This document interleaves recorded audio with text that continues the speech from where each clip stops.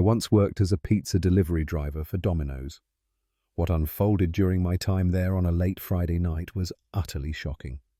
Clearly, Fridays are incredibly hectic for pizza deliveries, and we were also open until the eerie hour of 2 a.m.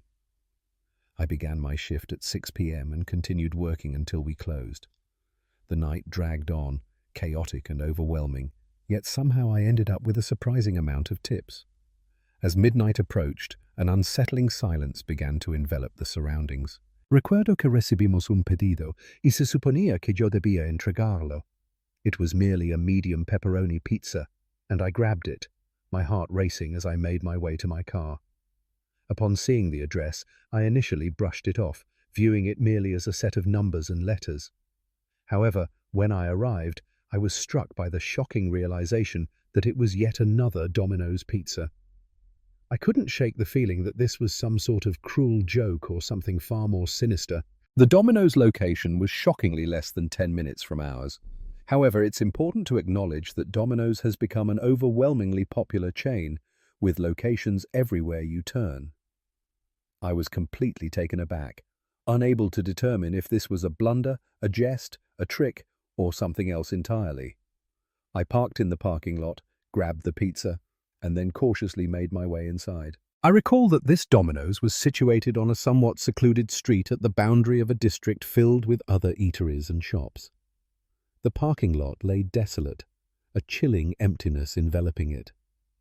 At the far end, a steep hill loomed ominously, shrouded in a dense mass of trees that seemed to whisper secrets of the unknown.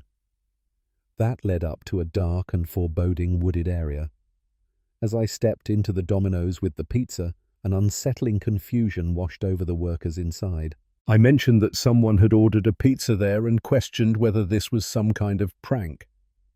The 3 employees inside froze, their hands stilling over the dough as they exchanged wide-eyed glances, each silently questioning whether one of them had orchestrated a cruel joke.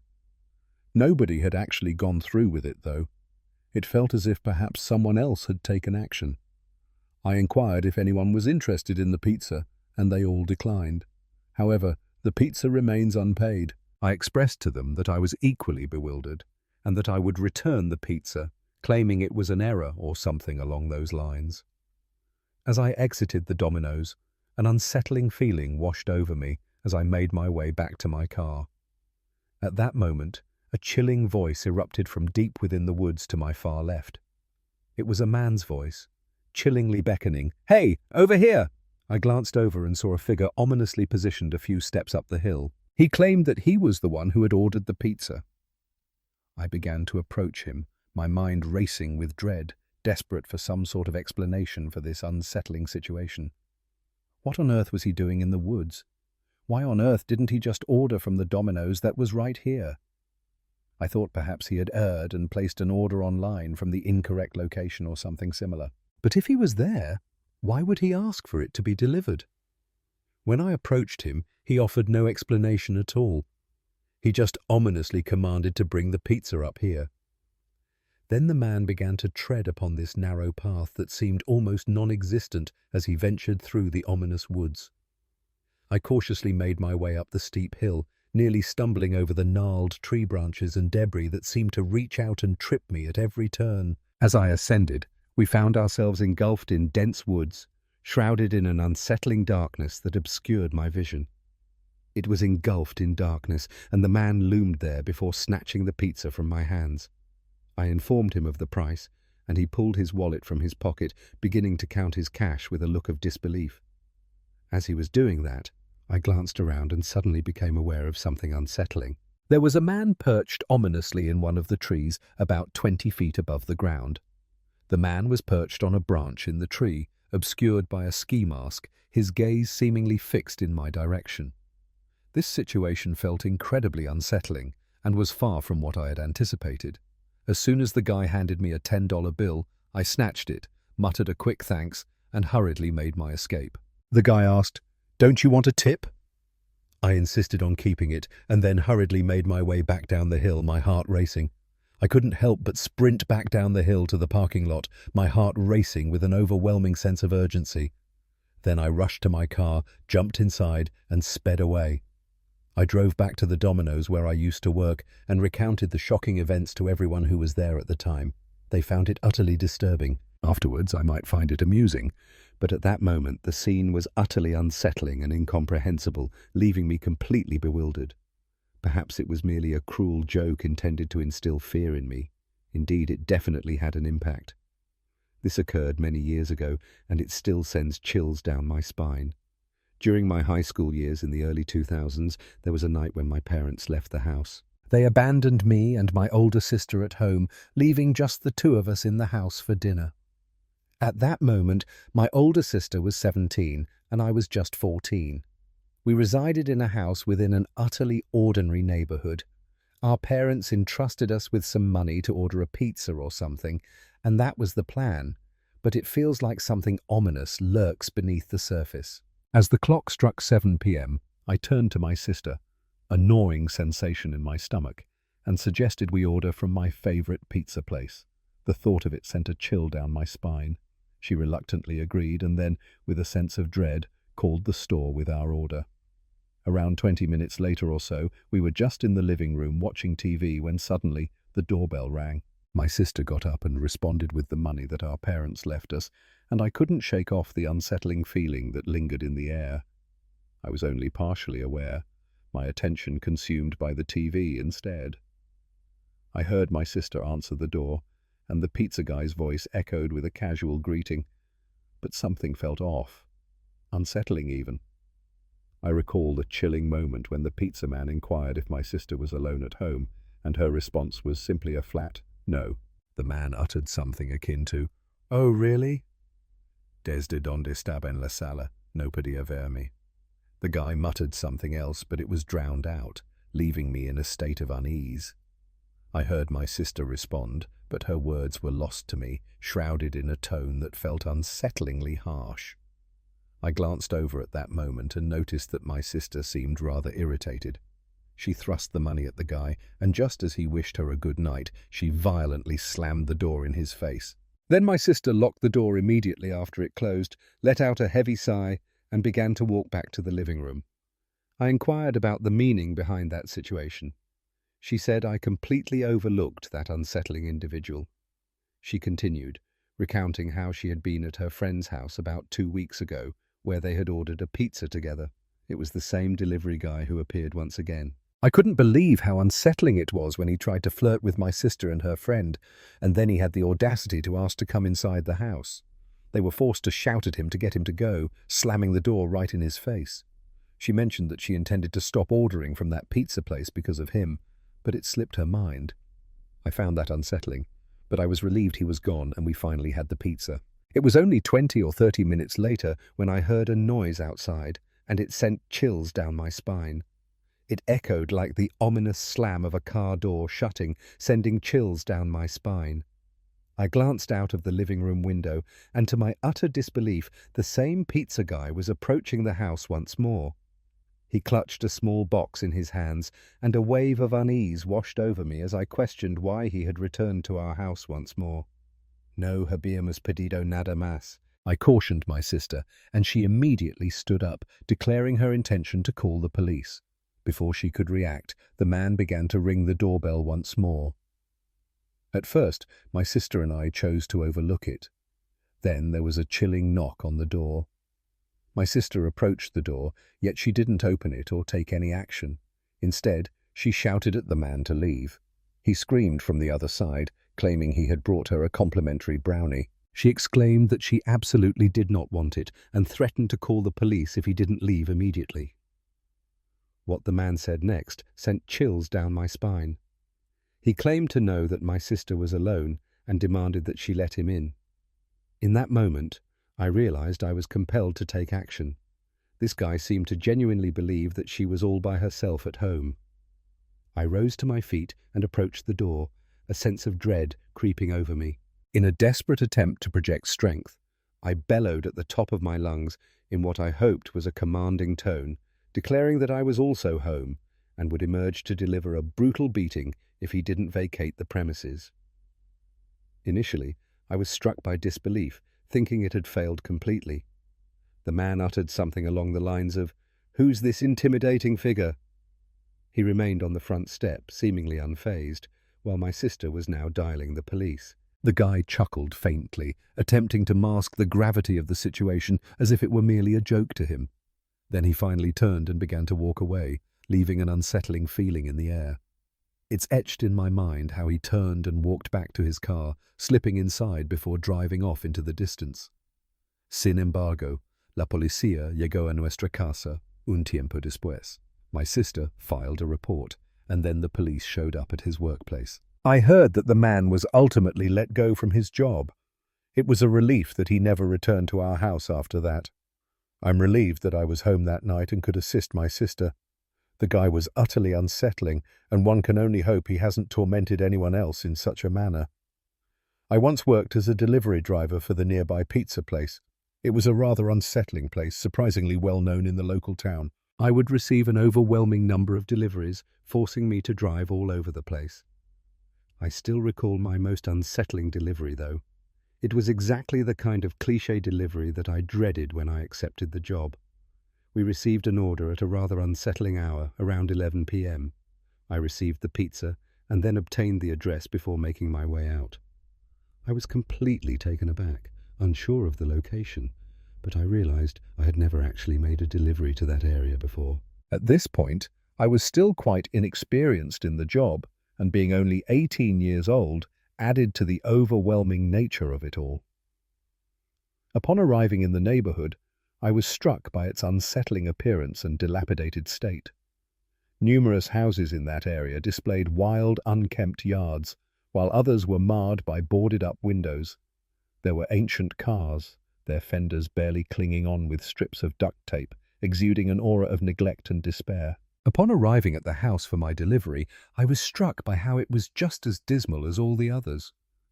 I was already filled with dread and didn't even want to leave the car, but I had a job to do, so I parked on the side of the street and then got out. There was barely any light emitted by the street lamps, casting an unsettling gloom over the surroundings. There were only a handful, and then I crossed the street, stepping onto the property with an unsettling feeling creeping over me. I approached the front step, my heart racing, and rang the doorbell. I noticed that every light inside the house seemed to be extinguished, and that was definitely an ominous indication. As I waited, an overwhelming sense of dread consumed me, intensifying with each passing second. After what felt like an eternity, I remained engulfed in silence, with no sound breaking the oppressive stillness. I felt an overwhelming urge to escape and return to the shop immediately. A wave of dread washed over me, yet I compelled myself to remain, knowing the pizza had yet to be settled. In just a few more seconds, I began to hear unsettling movements inside, as if someone was wandering about, yet I still couldn't see any lights flickering on or anything at all. A powerful urge surged through me, compelling me to flee and escape that place, and so I did.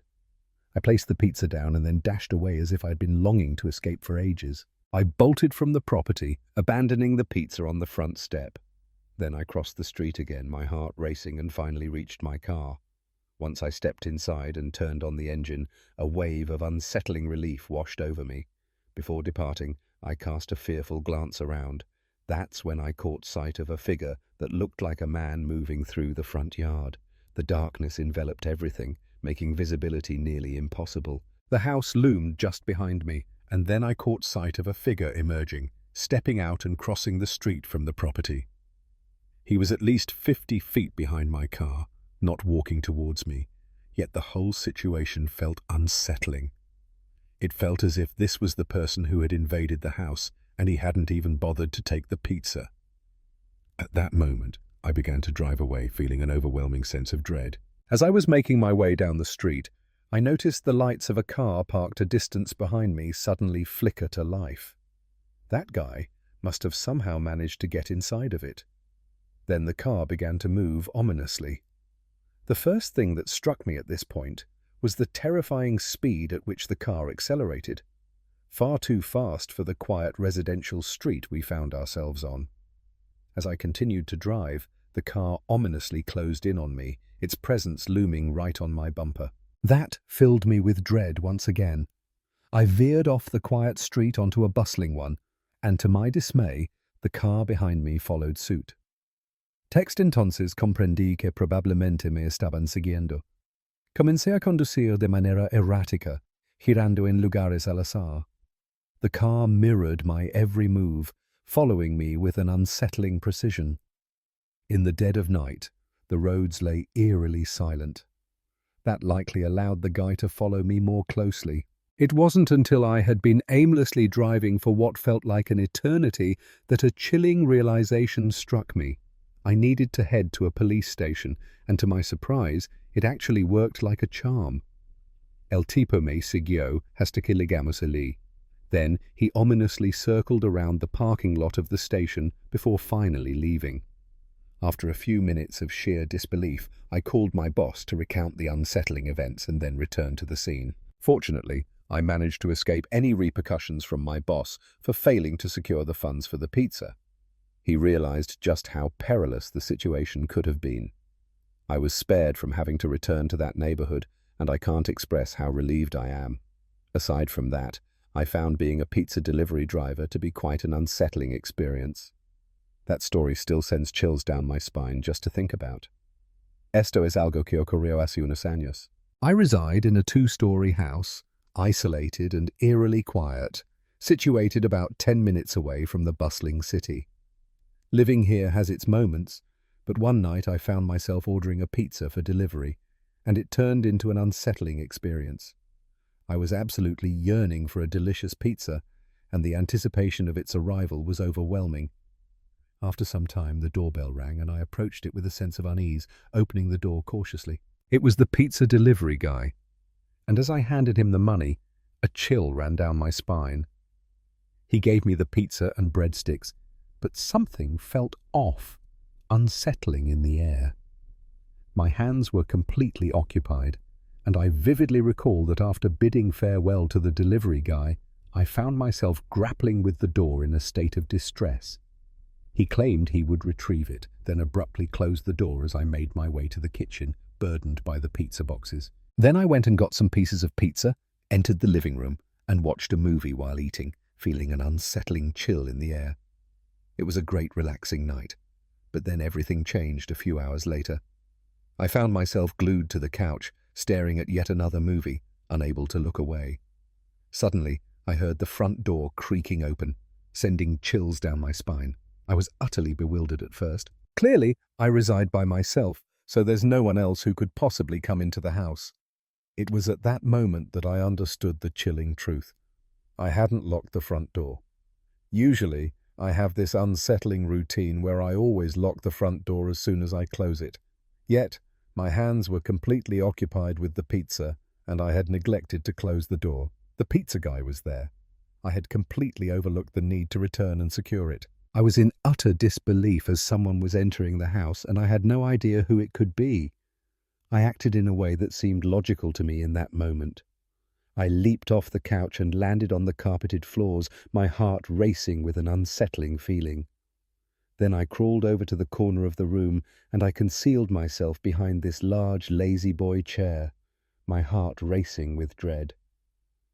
The living room was situated in the back corner of the house, far removed from the front door. So I found myself with a fleeting moment to conceal myself. It was a decent hiding spot, but if the person in my house truly searched, they would undoubtedly discover me.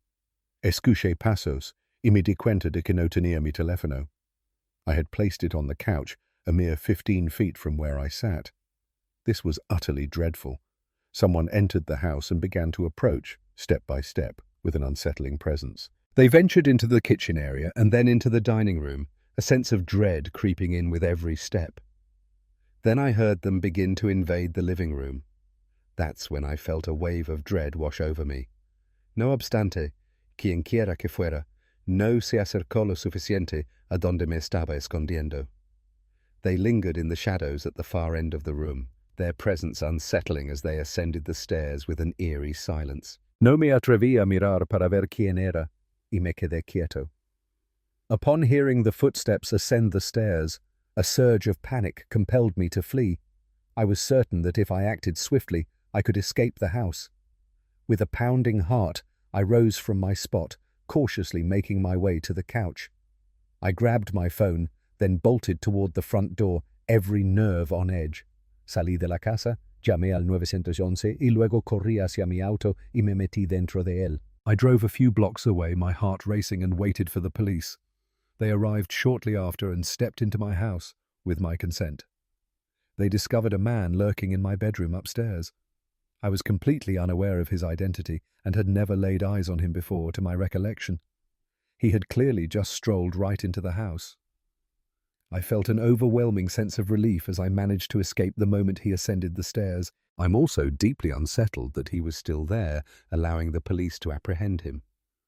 I once worked as a pizza delivery driver. It was a job that I had for what felt like an eternity when I was younger. The pizza place where I worked was absolutely terrifying. I was utterly shocked by my experience there.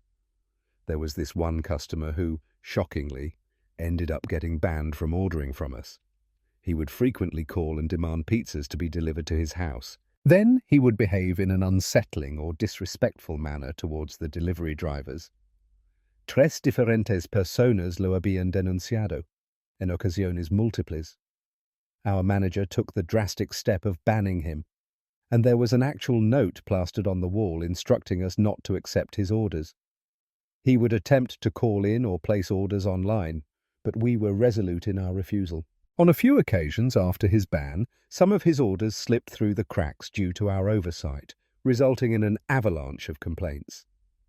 I personally never had to deliver to him, but I heard from the other drivers that he was truly unpleasant in every way.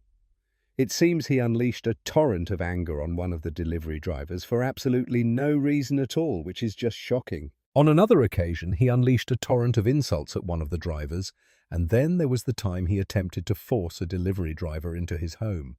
When she refused, he actually tried to drag her inside. We ended up hiring a new manager, but they were only part-time. His name was Andy, and while he had a certain charm, there was an unsettling air about his bossiness. Once, while I was working as a delivery driver, he handed me a pizza along with an address and instructed me to deliver it. It struck me with a chilling clarity as the forbidden address. I confronted Andy and explained how the individual was banned and that we were not meant to make deliveries there. Andy said that he had already taken the order. He said, "Listen, just do one more delivery for me, all right?" It became painfully clear that I had no choice but to leave, so I grabbed the pizza and departed. I felt a surge of anger towards Andy, yet an unsettling curiosity gnawed at me regarding the unsettling behavior of the strange man. I thought perhaps I could simply hand him the pizza, collect the money, and exit without any issues. How could this possibly be so difficult? If he felt the urge to scream at me for any reason, he was free to do so. I was completely indifferent. I was completely taken aback by the guy's behavior. It was hard to tell if he was merely a grouch or if he derived some twisted pleasure from being rude to others. Finally, I reached my destination. He resided in a neighborhood that appeared to be just like any other, yet something unsettling lingered in the air. I grabbed the pizza, stepped out of the car, and approached the front step with an unsettling feeling creeping in. Just as I was approaching, the man swung open his front door and fixed his gaze on me. He appeared to be in his 50s, with dark, somewhat long hair and a handlebar moustache that gave him an unsettling presence. He clutched an open can of Miller Lite in his hand, a chilling sight that sent shivers down my spine. "Who on earth are you?" he shouted as I was making my way up. "I am the pizza delivery driver bringing you the pizza you ordered, sir." He then demanded that I hand over the pizza immediately and stop talking. As I approached him, my heart raced, and I reluctantly extended the pizza towards him. The overpowering stench of beer and cigarettes wafted menacingly from within the house. I informed him of the price, and he responded with disbelief, questioning how I could expect him to pay for such nonsense. That's when a deep sense of dread washed over me, and I feared I might leave that place empty-handed. I told him yes, I absolutely need the money. The man then ominously declared that he had the money hidden within his house, challenging me to retrieve it if I dared to be so bold. After a brief moment of contemplation, I realized that I definitely am not. But then it struck me with a chilling clarity that I absolutely had to secure the money, or else Andy would unleash his fury upon me. In a moment of sheer disbelief, I attempted to reach a compromise and implored the man to retrieve the money for me. El dijo que no. Then I hesitantly agreed to go get it. The man recoiled, and I crossed the threshold into the house. It was an absolute mess. Boxes and beer cans were strewn about in a chaotic mess. I remained just within the threshold. The man then ominously revealed that the money was hidden in the basement. At that moment, I was filled with dread and immediately turned around, walking out without a second thought. The man began to speak, but I was utterly indifferent. I bolted from his yard and rushed back to my car. He was screaming at me the entire time. I got in my car, left, and drove back to work, feeling a sense of dread creeping in. When I arrived back, I was filled with an overwhelming sense of dread towards Andy. I warned him that the guy was completely unhinged and we should have never accepted the order. Andy demanded the money, and I explained how the guy failed to pay. Andy began to deliver a lecture on employee orientation, emphasizing the critical need to secure payments from customers to prevent the business from suffering financial losses. That truly infuriated me. I was absolutely screaming at Andy, warning him that the guy was attempting to lure me into his basement. It escalated for a moment, but Andy ultimately grasped the situation, and after a discussion, he seemed to accept it in the end. After that, we were utterly shaken and never delivered to that guy again.